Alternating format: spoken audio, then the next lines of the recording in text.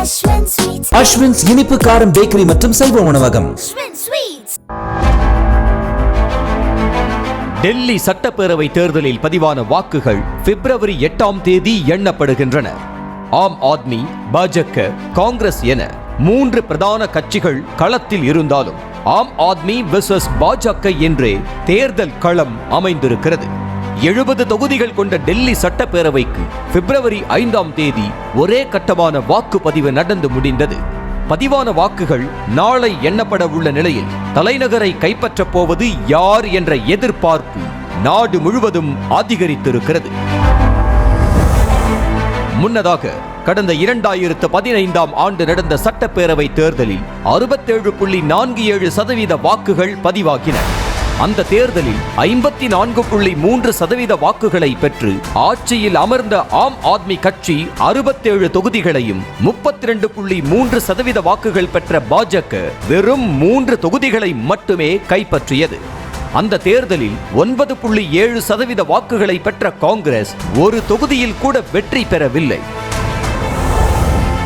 2020ஆம் ஆண்டு நடந்த சட்டப்பேரவை தேர்தலில் 62.82% வாக்குகள் பதிவாயின.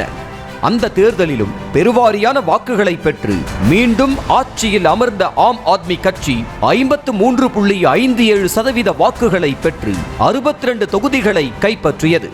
பாஜக 38.51% வாக்குகளை பெற்று 8 தொகுதிகளையும், ஒரு தொகுதியில் கூட வெற்றி பெறாத காங்கிரஸ் 4.26% வாக்குகளை மட்டுமே பெற்றது.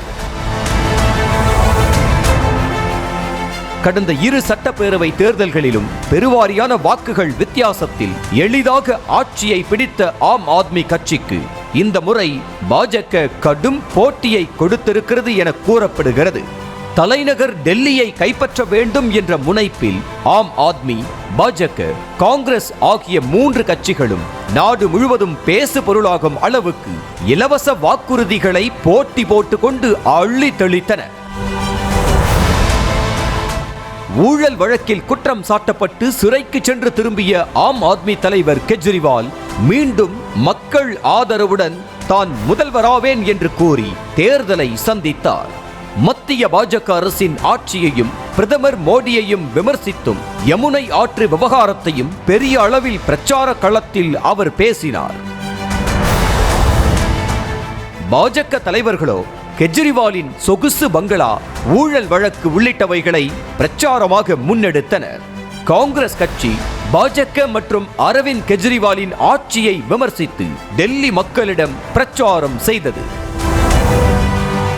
தொடர்ந்து 2 முறை முழுமையான ஆட்சியை வழங்கிய ஆம் ஆத்மி மீண்டும் ஆட்சி கட்டிலில் அமருமா? 26 ஆண்டுகளுக்கு பின்னர் டெல்லியை கைப்பற்றி பாஜக புதிய சாதனையை படைக்குமா? அல்லது காங்கிரசுக்கு டெல்லியை ஆளும் வாய்ப்பு இருக்கிறதா என்பதை டெல்லி தேர்தல் முடிவுகள் உறுதி செய்யும்.